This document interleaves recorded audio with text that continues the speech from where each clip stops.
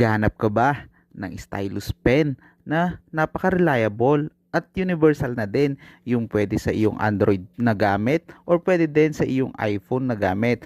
I got you, brother. Tingnan nyo naman tong binigay sa atin ni seller na stylus pen. So ganito lang siya gamitin. Bukan natin siya dito sa iPad 11 ng aking misis. So napakaganda ng kanyang box, tapos pero na din siyang reserve dito na pointer.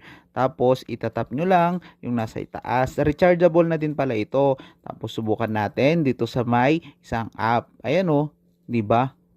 So kung gusto mo mag-design ng kung ano-ano diyan, may business ka or gusto mo ng panglibangan, eto, tignan nyo naman, 'di ba? Napakadaling siyang gamitin at universal siya. Hindi lang sa iPad natin pwedeng gamitin to, pwede din natin gamitin sa ibang iOS na phone. Ayan o, 'di ba? Pwede siyang i-zoom, ilipat-lipat yung mga design. Amazing.